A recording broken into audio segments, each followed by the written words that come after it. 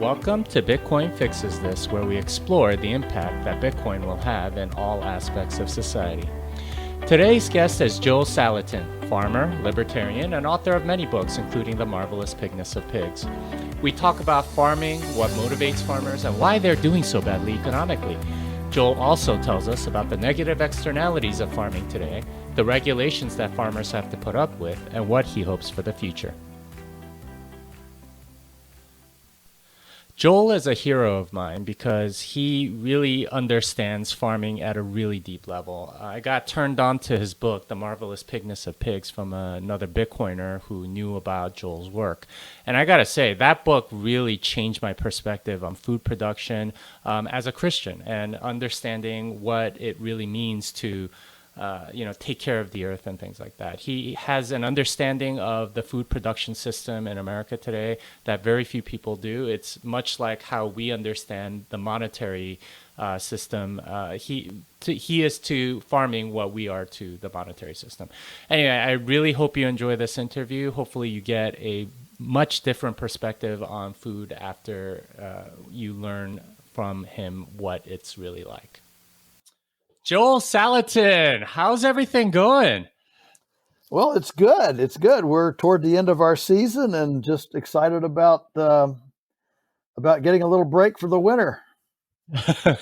Well, you're in kind of a unique situation given what's going on in the world, in that you're on a farm and you don't have to worry so much about what everyone else is worrying about. How's that been? Oh, it's been fabulous, fabulous. From a day-to-day standpoint, my life is no different than it was, a year ago, kind of day-to-day. And I'm so thankful I don't have to, go into town every day. I have taken a couple flights and done some things and fought the whole mask thing and all that. But in general, we got food, we got firewood, we've got our pantry, we got our little close community here. And so we're up and running.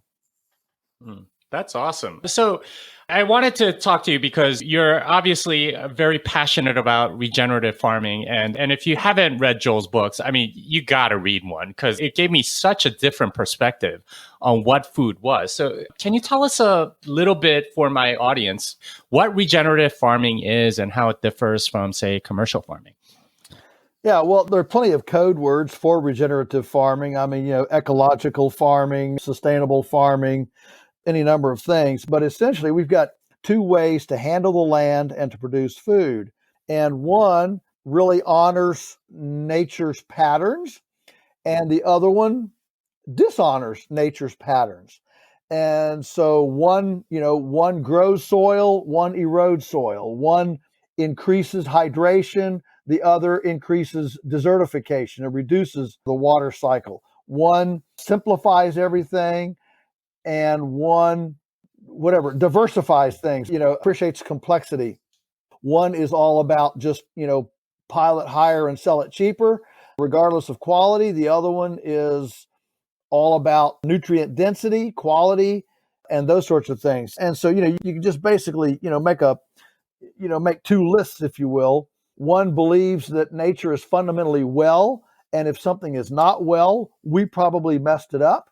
The other believes that nature is fundamentally unwell, and we have to manipulate it and change it around so that it's productive and well. I mean, these are diametrically opposed paradigms, and, that's the difference.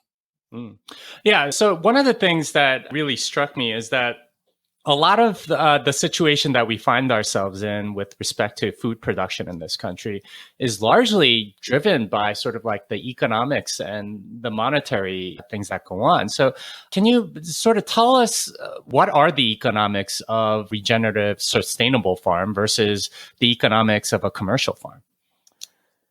Yeah, well, I would say that the major difference is that one is honest economics and one is dishonest economics. And by that, what I mean is that there have been numerous studies done to quantify the unexpressed costs of, conventional industrial food. Unexpressed costs are things like environmental damages, fish kills, destruction of wildlife, erosion of soil, depletion of aquifers, of water, both in quantity and quality. The fact that, 50% of all, foodborne illnesses are from superbugs created by antibiotic and pesticide herbicide resistance, creating superbugs. MRSA and C. diff in hospitals are a direct result of, antibiotic use in industrial agriculture.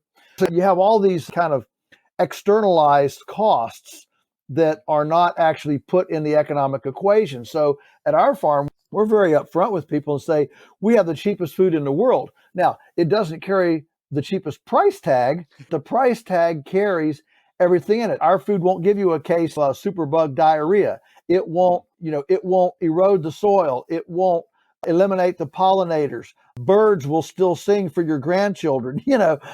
These are critical ecologically nesting things. And so problem is that our economic system does not have a way to measure these costs. In fact, we're so crazy that we measure the economic success of a civilization, right, by measuring gross domestic product, GDP. And what's amazing is that if I go out here, let's say I go out here and pollute the river in front of my house, I toss in a bunch of, chemicals in that river and pollute it. Amazingly, the cost of cleanup is an asset in GDP because it stimulates economic activity. And so how can you possibly have a long-term functional civilization that has no way of actually putting in the negative part of the balance sheet, subtracting these massive costs? If we have a bunch of people that are in prison, the cost of building a prison should be a negative, on our GDP, but it's a positive. We're pouring concrete, we're buying steel, we're employing people. And juvenile delinquency. We got to build some more juvenile delinquent homes, Oh, that's positive GDP.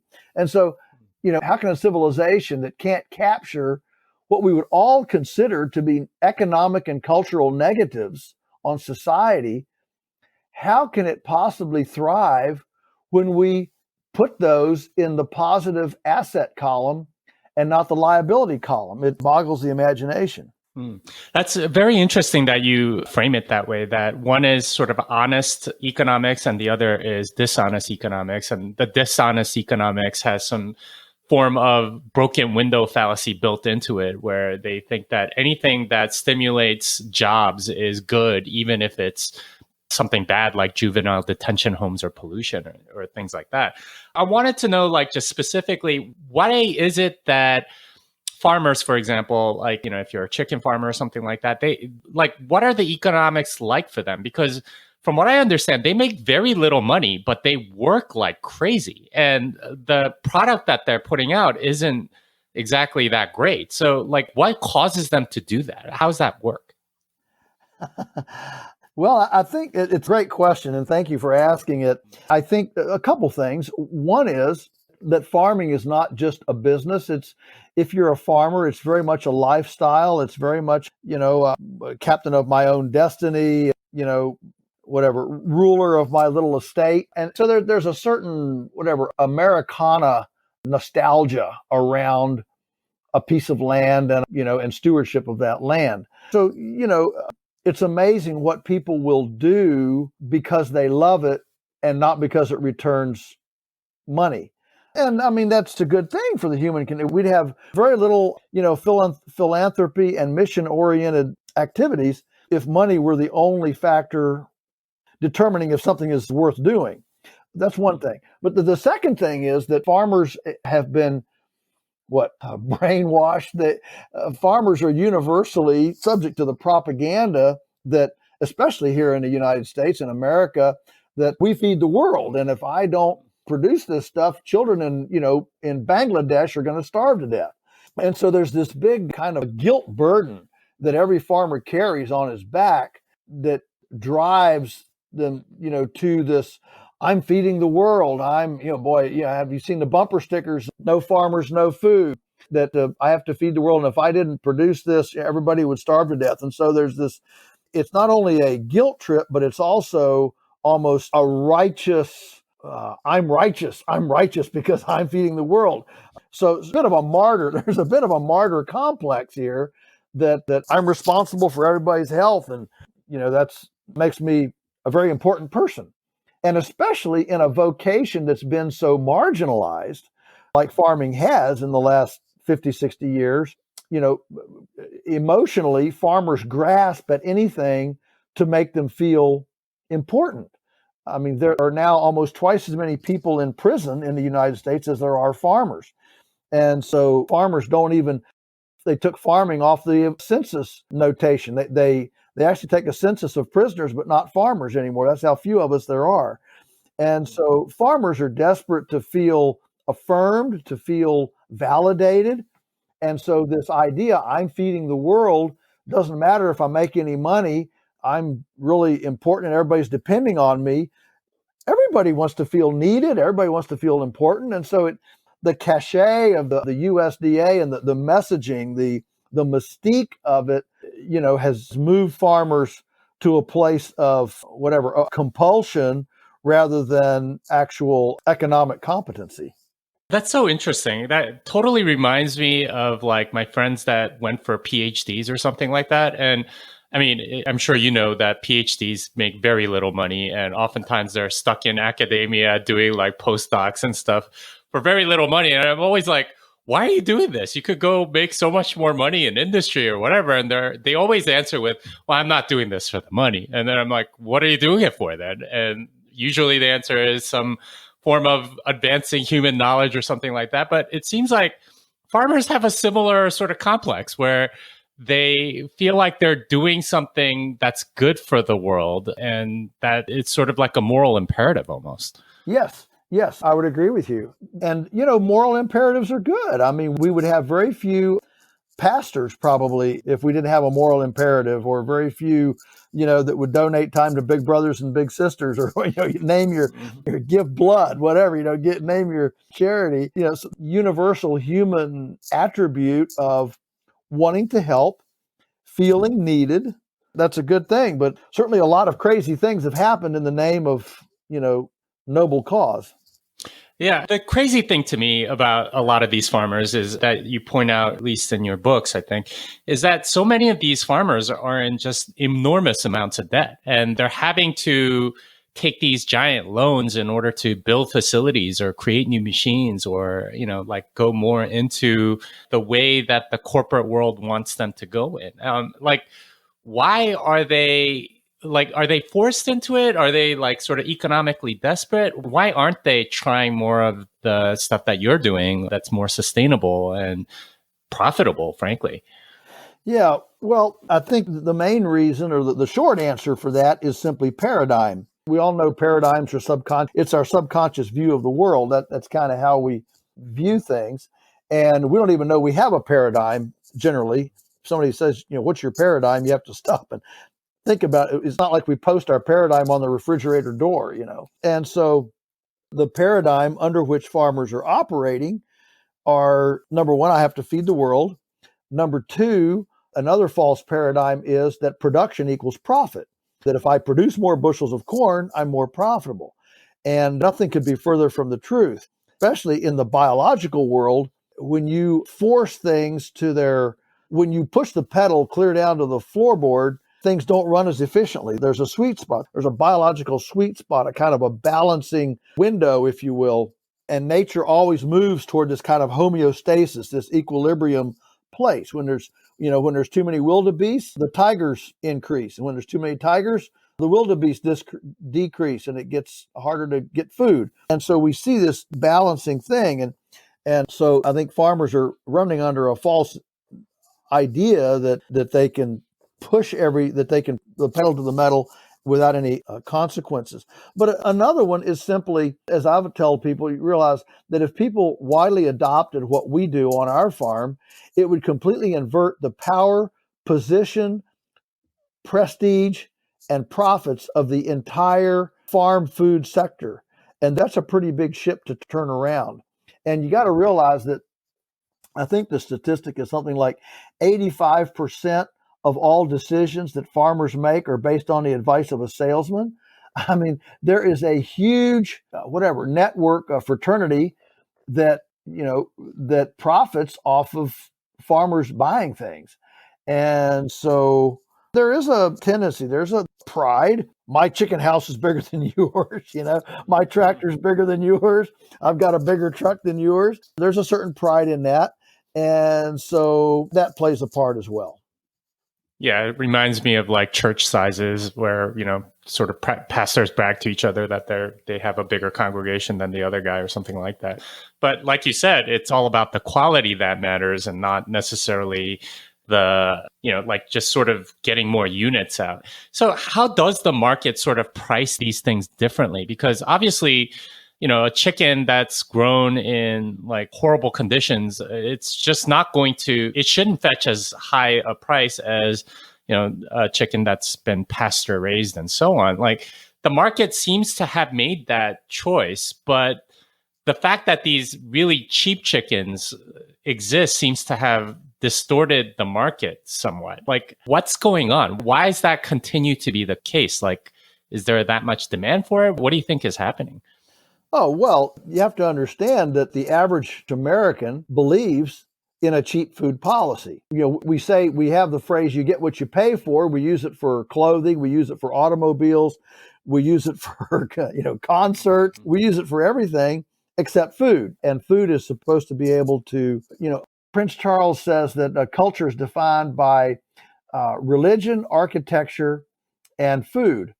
And when I travel around the world, when I used to before COVID, you can go to any country in the world. There's a Mexican cuisine, there's a Spanish cuisine, there's an English cuisine, a Danish cuisine. And when you ask anybody, well, what's American cuisine?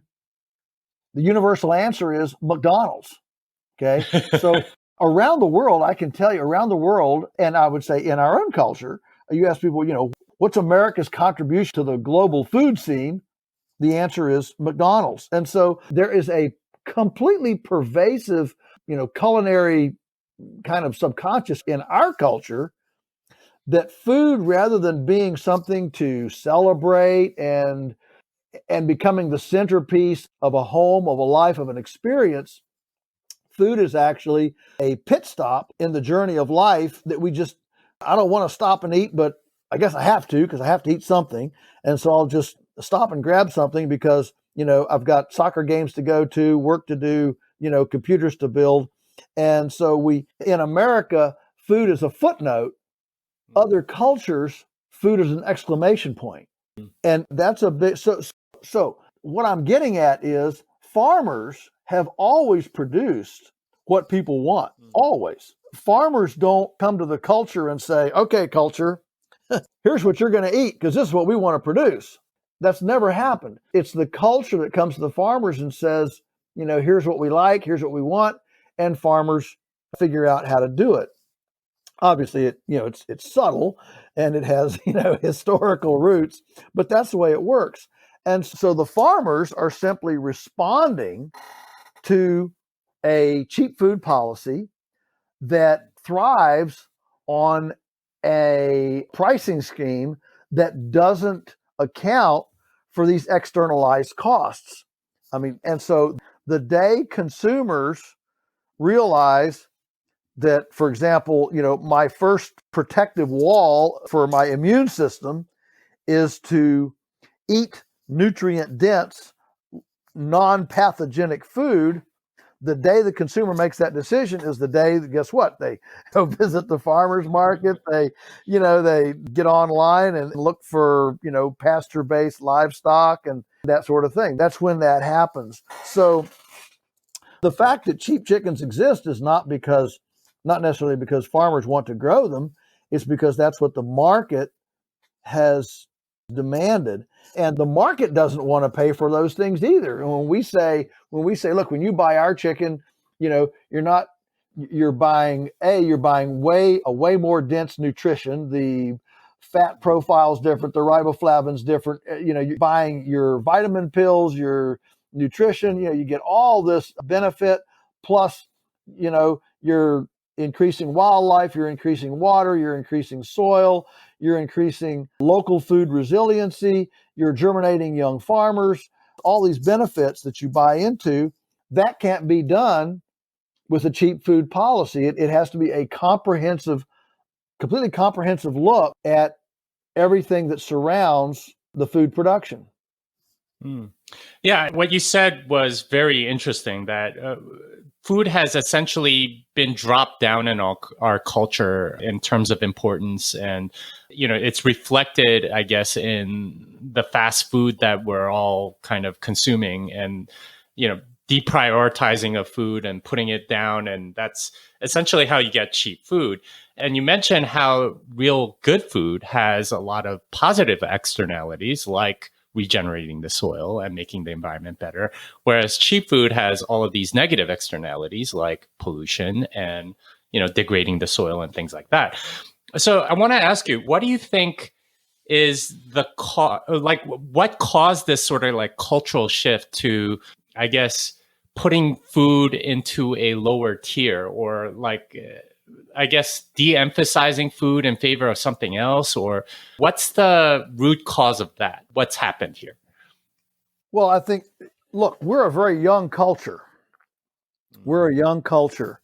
And we have not gone, and our young culture, I mean, if we go way back to, pioneer colonial early settler days, one of the big differences here versus, for example, Europe, was that initially we didn't know if we were going to get food tomorrow. And in fact, I was talking with a writer that writes about culinary things around the world, and he was saying that in Europe, the reason that in Europe people eat a lot less per sitting or per meal is because of royalty. In Europe, with royalty, and I'm going back now, a couple hundred years, but with royalty, it was a sign of affluence to not eat, to not gorge yourself at a meal, because it was a status symbol to be able to look around and say, well, I know where my next meal is coming from. And so I don't need to eat lavishly because I know where my next meal is coming from. Here in America, so there was a status symbol in eating gently. In America, it was, man, I don't know where my next meal is coming from. And so I'd better eat all I can right now, because it might be a couple of days till I get another meal. There was, the Little House, even as recent as the Little House on the Prairie books. Remember when the cornmeal barrel, ran out, and Almanzo had to go through and Pa went through this blizzard, to try to get something for the family to eat. That was just roughly turn of the 1900 stuff.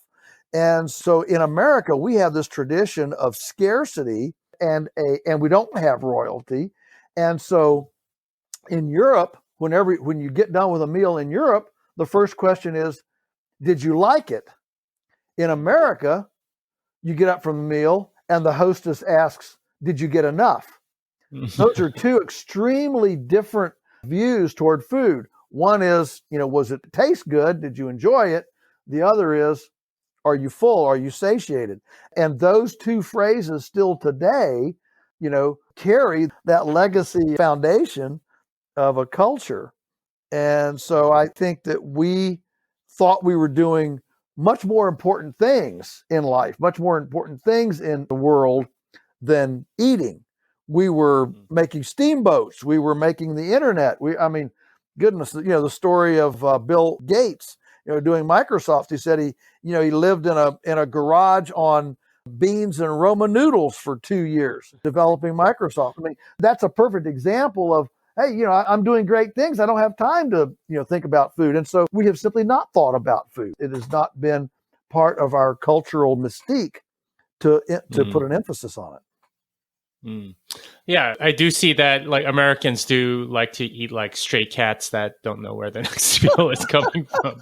So, yeah, I totally understand that part. Let's go a little bit deeper here, because there is sort of like centralized food production that sort of sets the food policy for the rest of the country, isn't there? Like, there's a lot of big corporations that set this. Oh, yes.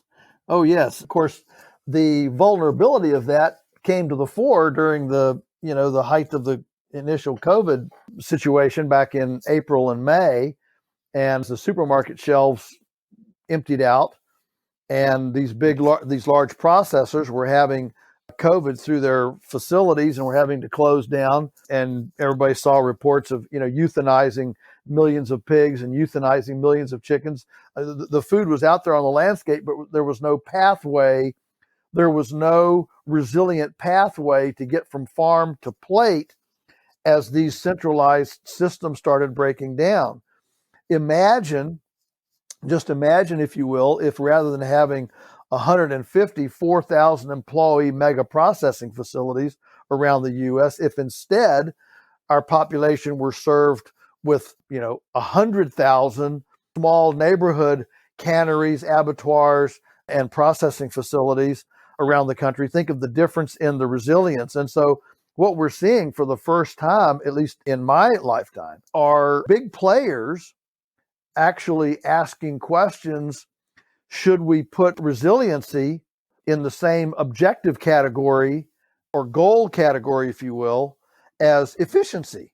That discussion has never happened until COVID. And when John Tyson looked into the camera and said our food system is broken, look, you and I know that what he was wanting is he was wanting a bailout from Congress. But for him to say that, here's a family that has devoted their lifetime to efficiencies and to centralization and empire building. And for him to look in the camera and say, our food system is broken, that's a profound acknowledgement of something wrong in the system. And this long chain between farm and plate and the concentration of it, it came to the light in the empty store shelves. And so, like on our farm, goodness, as people couldn't buy it in the supermarket, we got flooded. Our whole 6-month inventory was gone in like 3 weeks. And as people were looking for food, they were desperate. We had calls from people who would never have thought about pasture-based livestock, local food, or even authentic food. And they told us that. They came in the sales building. I would have never walked in here, 2 weeks ago, and had a guy in. It was funny. It was a Saturday. He was in, and he said, I was here 2 weeks ago. I said, really? I said, well, what happened? We have a farm store here. He said, yeah, I came out because there wasn't any food in the supermarket. So I came out here and I got yours. And he said, my goodness, I had no idea there was that much difference. I'll never go back to the supermarket. And he said, we bought stuff for a month and we ate it all in 2 weeks. That's my kind of customer, But, it opened up a whole new world to him. And so, it was very cool. My joke during that time was, my goodness, if I had known that the pandemic would be such a great marketing tool for a farm like ours, I'd have ordered it up about 3 years ago.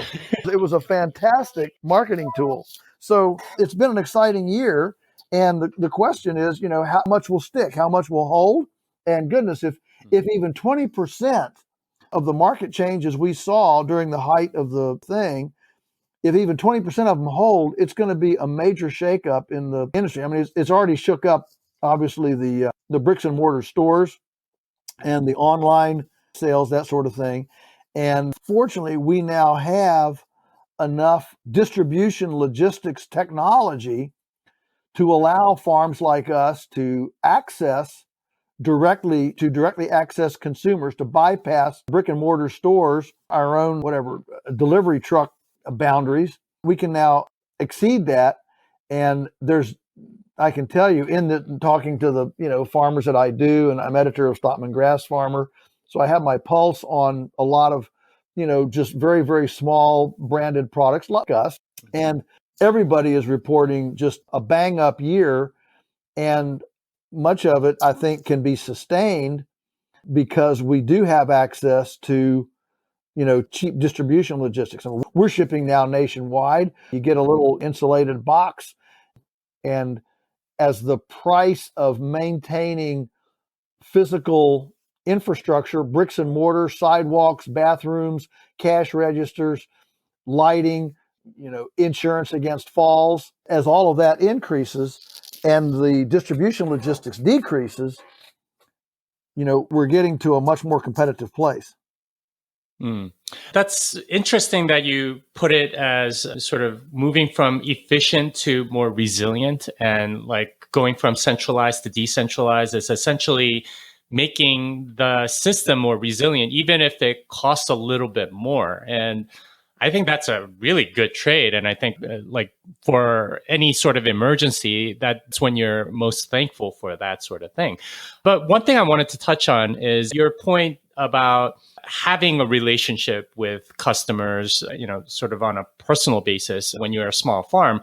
Right now, when you buy food, it's sort of, you have no idea where that's been. You have zero clue, like how many processing plants that it's been through, how many hands have touched it, what sort of things have happened. And that in turn increases the level of regulation that's needed because, how can you have any certainty of food quality if you have that?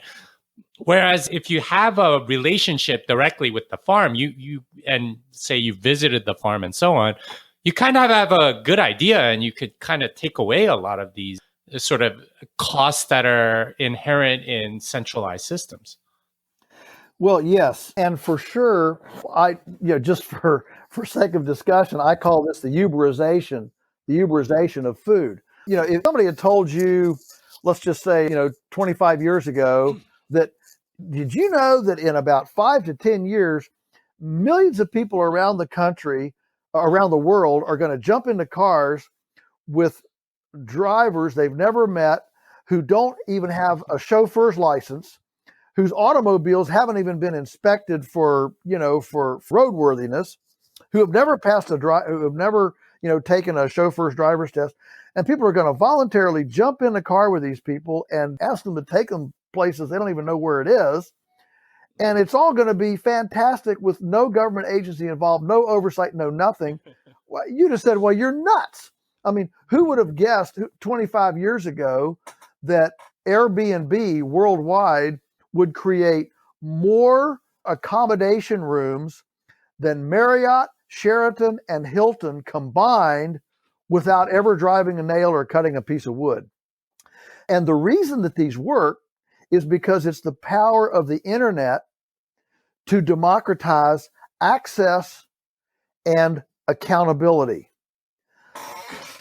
And so the democratization of the accountability and access conversation in the market has allowed a completely circumventive inversion of the pathways to retail.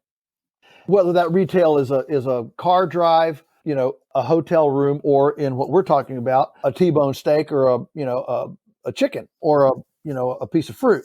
And so just like what happened historically was that the butcher, baker, and candlestick maker who were embedded in a community and the subject of positive and negative gossip and the accountability that comes with everybody knowing, what goes in the front door and comes out the back door.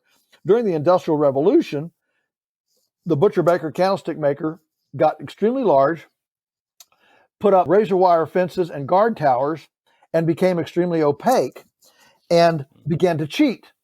And that cheating made our society demand an industrial scale watchdog, which are known as, Food Safety Inspection Service, name your regulatory bureaucracy.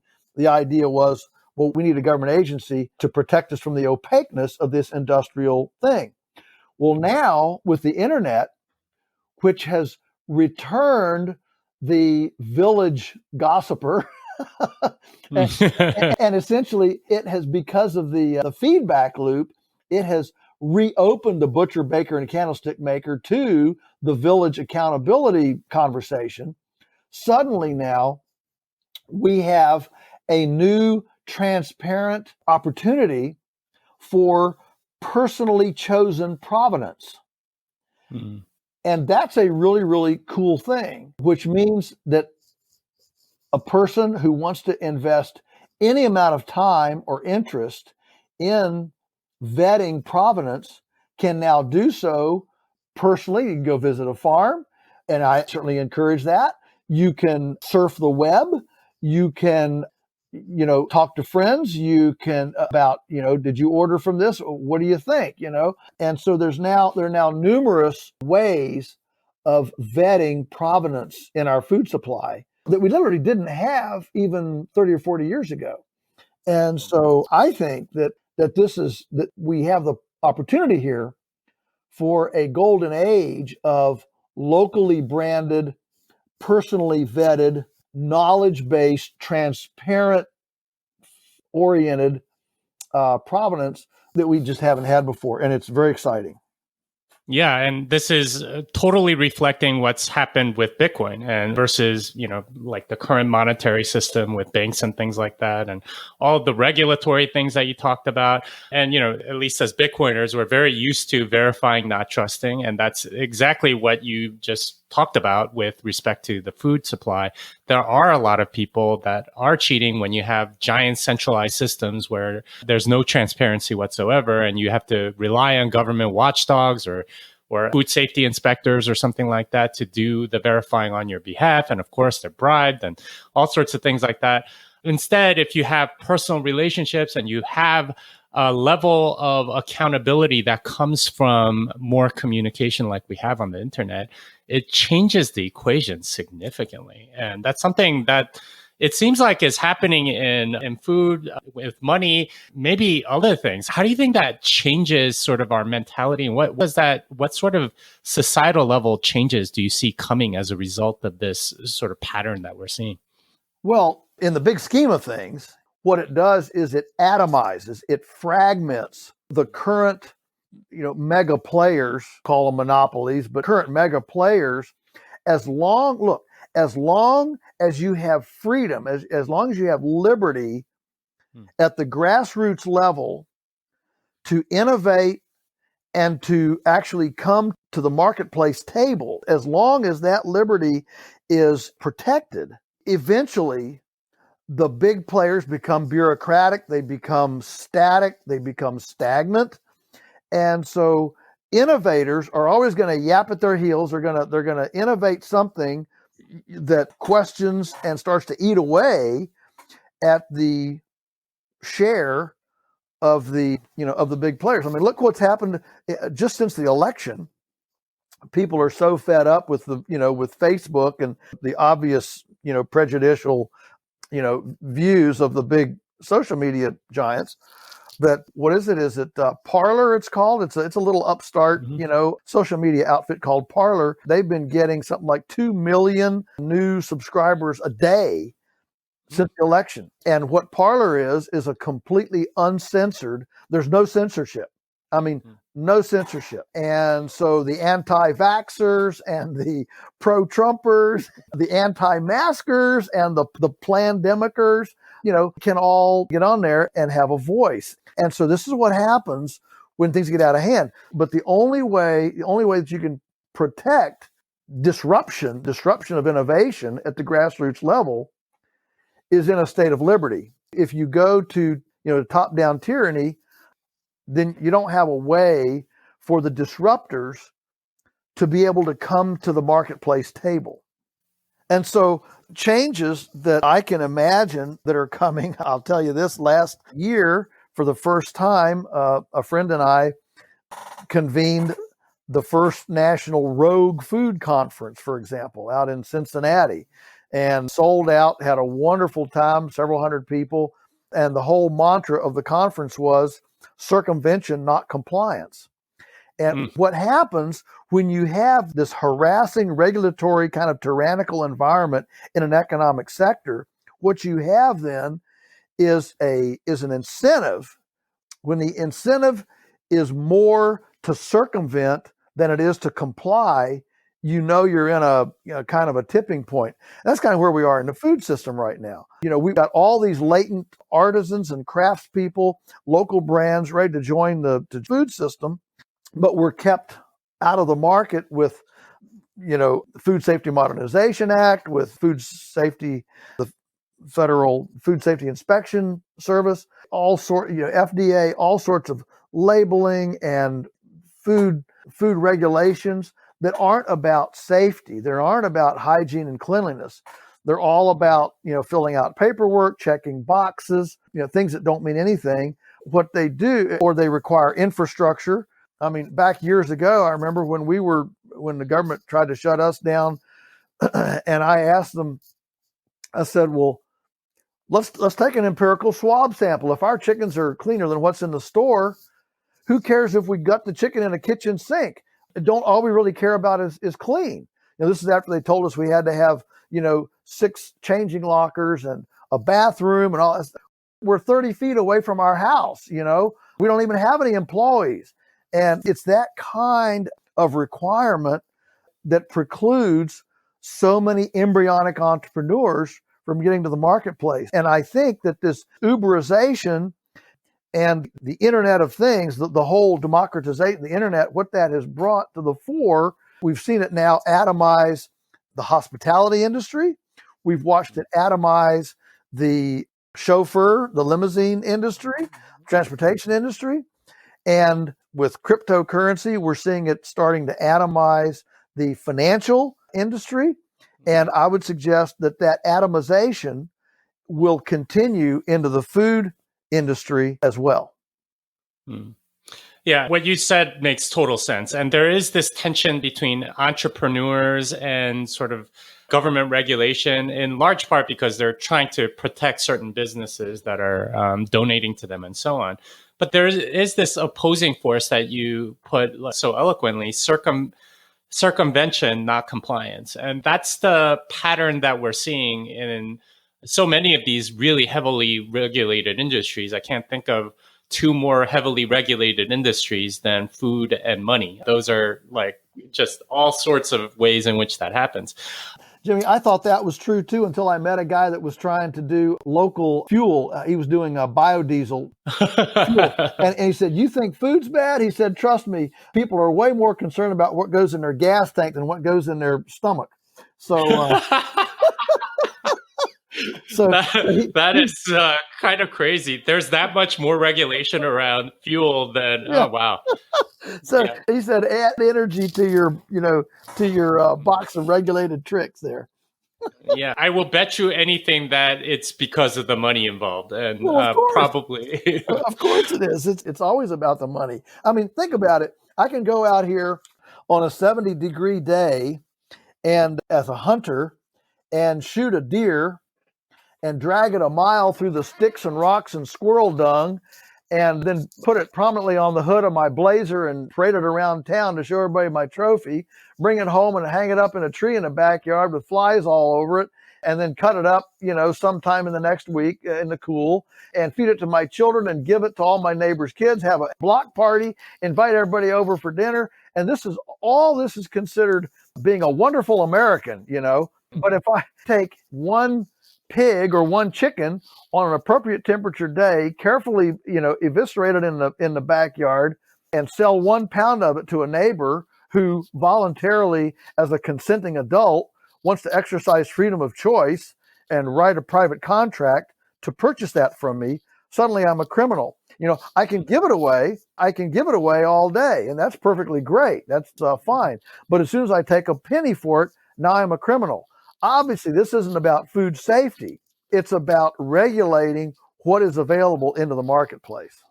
And protecting those players that benefit from you not being able to do that. Yes, concessionizing status quo. Mm-hmm.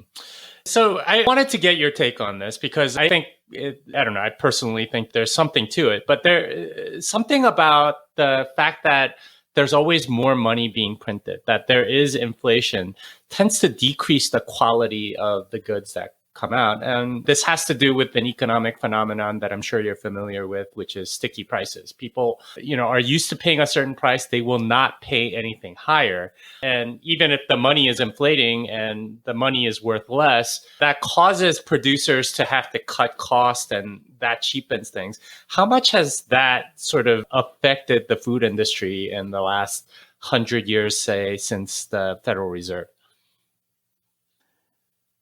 Yeah, well, the food industry has been the last of the table on this. I mean, certainly what it does is that it makes farmers want to cut corners and sell everything for cheaper and cheaper.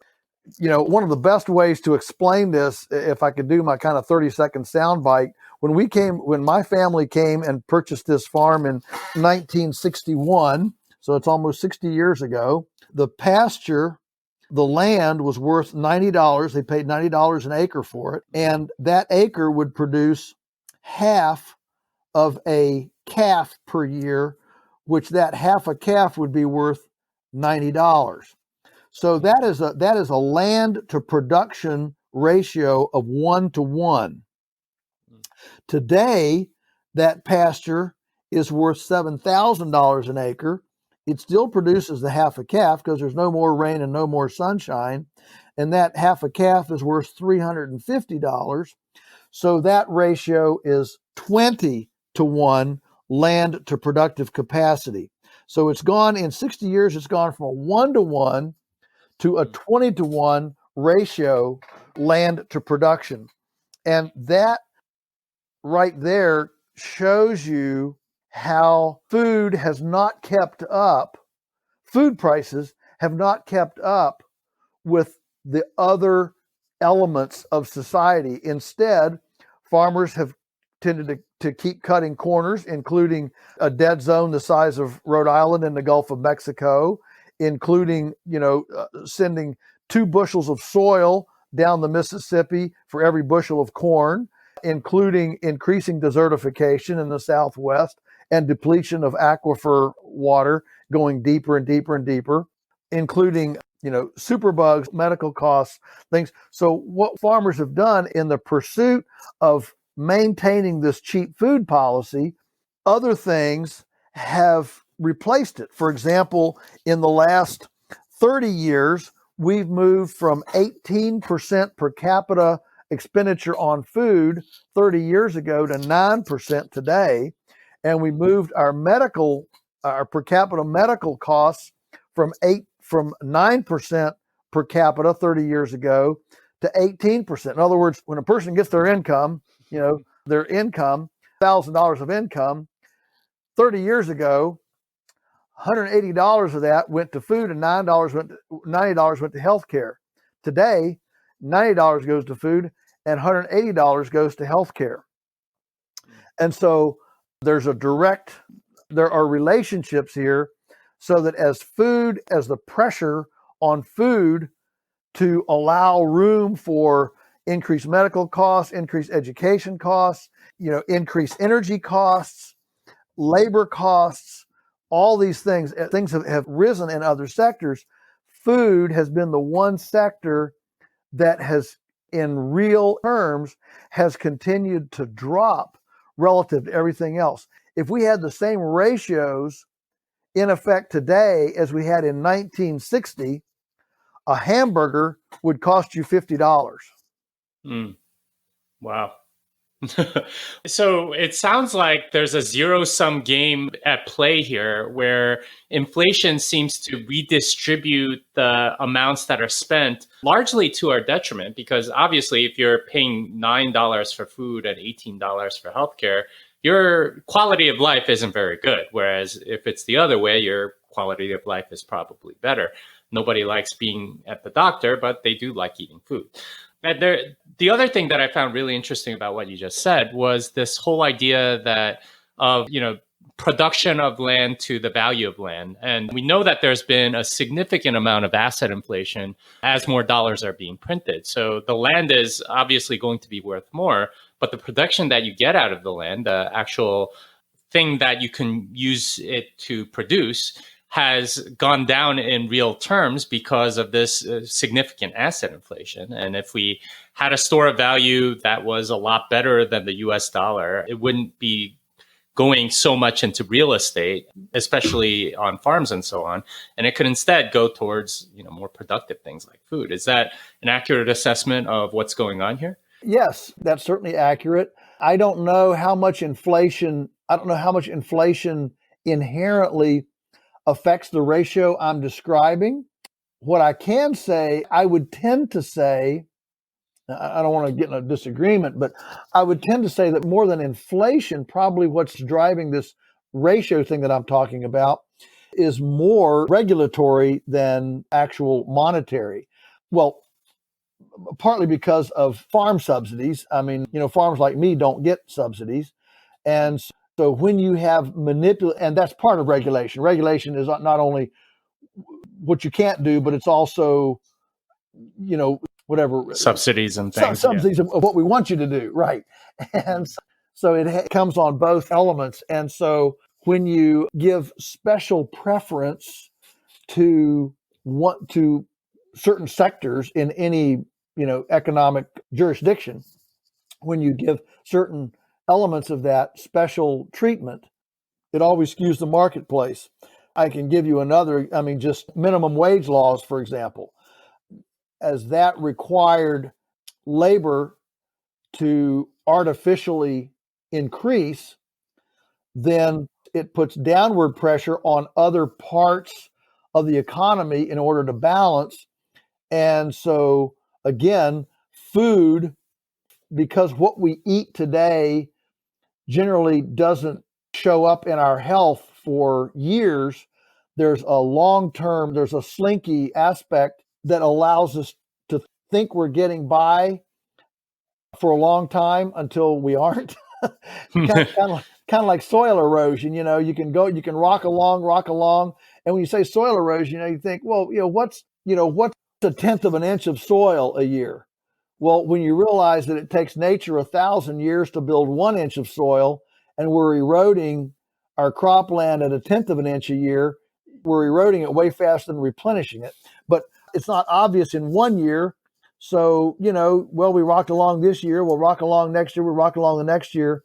And so yeah, you're probably financially sharper than I am on what inflation does, but I can assure you what regulation and market manipulation does. And that definitely has a huge effect on these ratios, these historic ratios that I've described. Yeah, and I would include inflation as part of the regulatory framework. Fair enough.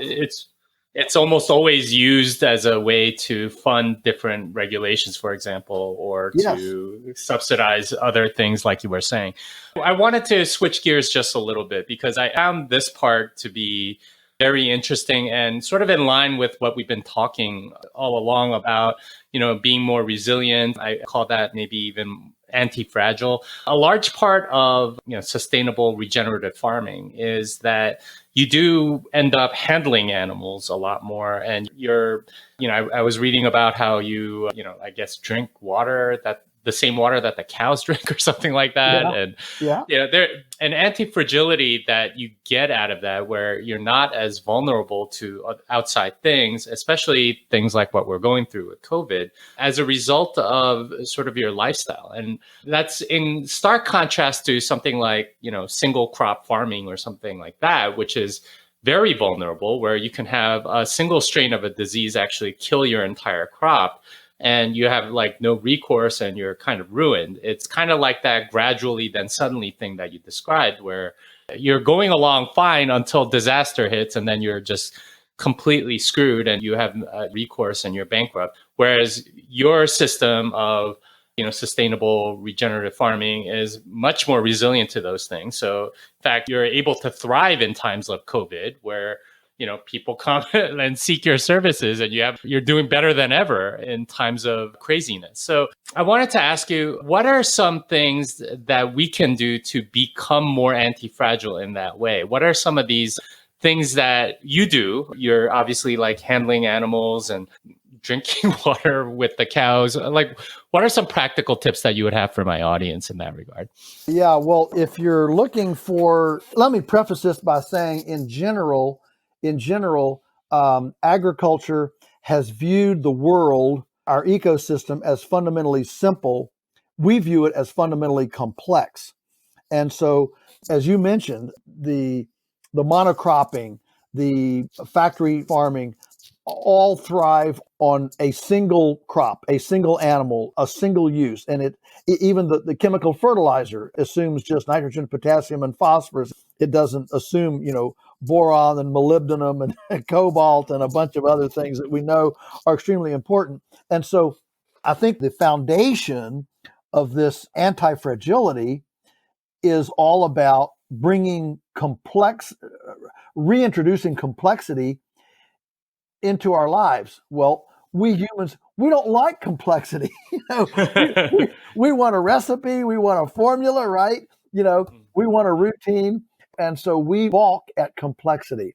And so when I drink out of the stock tank with the cows, it's not because I'm being stupid, I don't think. It's because I am looking the full array of complexity that my ecosystem can offer me for my microbiome. I mean, we know that our microbiome needs, it's got a trillion, literally trillions and trillions of bacteria. And in our bodies, we are making all of these relationships. There are literally a quadrillion commercial exchanges, negotiations going on in our bodies every second. I mean, it's beyond our thought. So, with that in mind, my kind of recipe for you, if you wanted to, how do you, how do you build your immune system? If you want a very practical guide. Okay, so I don't want to be I don't want to be fragile. I want to be anti-fragile. I don't want to sit here and worry about COVID. I want to just go about my business and not have to worry about all this stuff.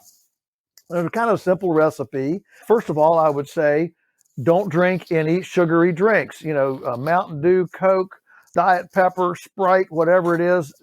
Quit it. Just don't drink any of that stuff. Instead, drink, good water.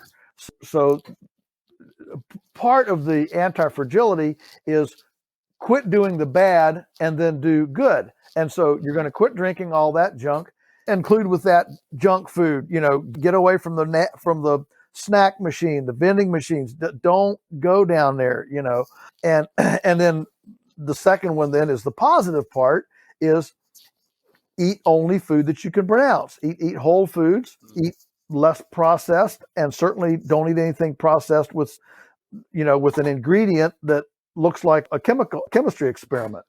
So if you can't pronounce it, don't eat it. And that includes getting in your kitchen. One of the neatest things about this whole pandemic has been the amount of at-homeness of everything. And I think that's really cool. People are discovering their kitchens and their bread makers and their ice cream makers and all that stuff. It's pretty cool. Backyard gardens, backyard chickens, the whole deal. So, cook for yourself, do for yourself, eat whole foods.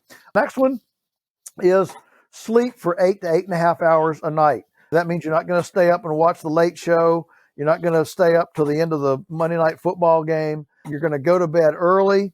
And we all know that the sleep you get before midnight, every hour before midnight is worth 2 hours after.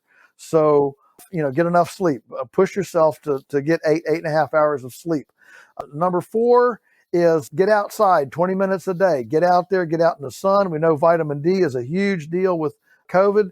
Get some sun on yourself. Get outside. Number 5, spend 20 minutes a day sweating. Work up, I don't care whether you walk fast, do push-ups, do the Peloton, or dig a fence post hole, whatever it is. But, do something to work up a sweat for about 20 minutes a day. As Michelle Obama said, get moving, get out there and get moving. All right. And then the next one, I've got 2 more. The next one is to drink at least half a gallon of water a day, preferably a little more.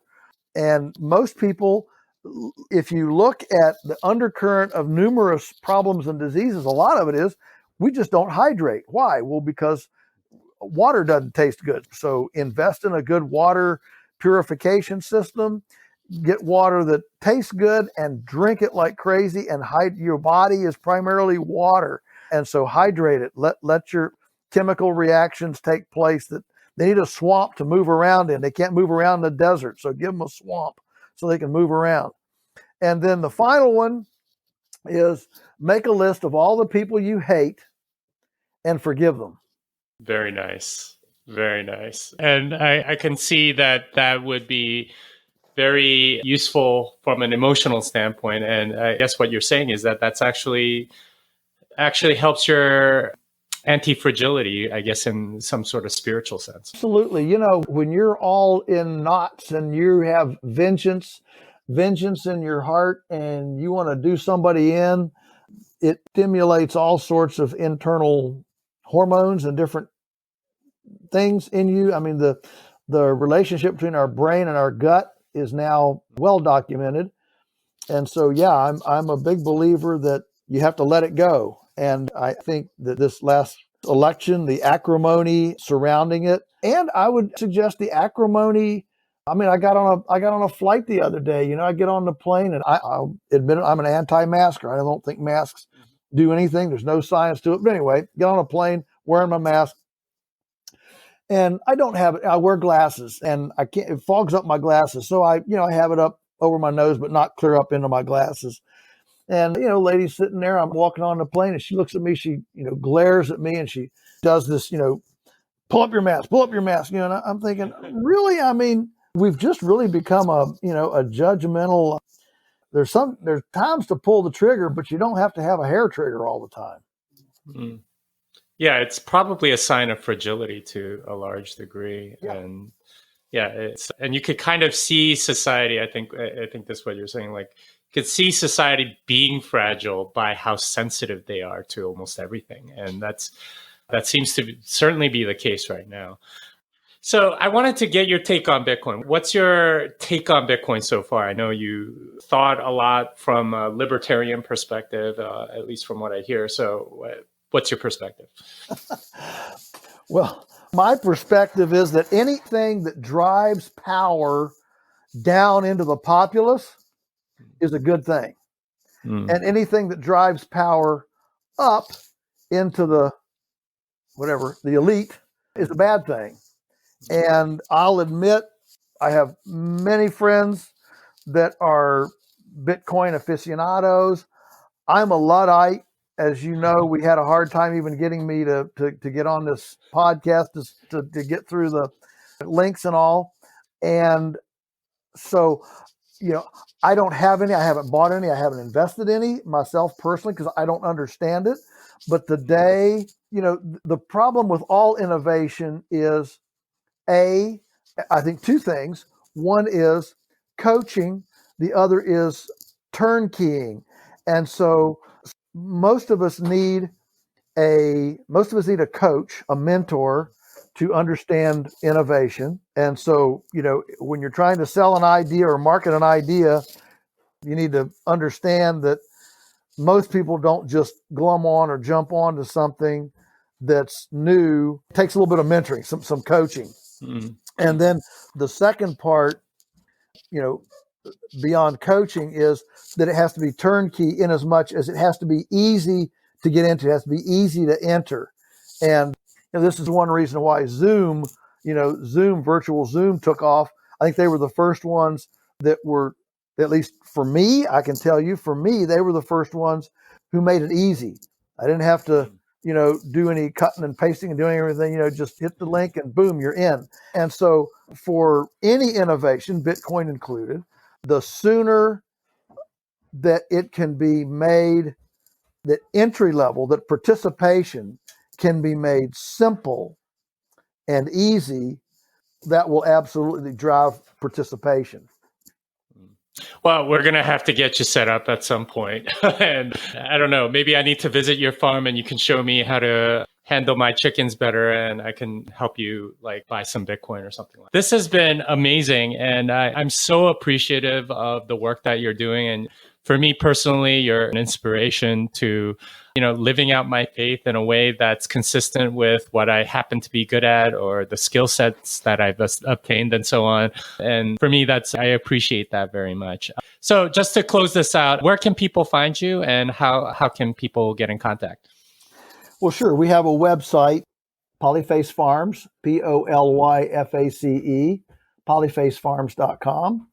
And the website's pretty comprehensive. It has everything from my speaking schedule to things we're doing on the farm to how to get food if you want food, how to get my books or anything like that. And then I do a daily blog, musings from the Lunatic Farmer. It's a little 2-minute short, very, very short little blog every day. And so, we're very available and I'm glad to talk to anybody. All right. Well, that wraps it up for this episode of Bitcoin Fixes This. Joel can be found at Joel Salatin on Twitter and on polyspacefarms.com. Until next time, fiat delenda est.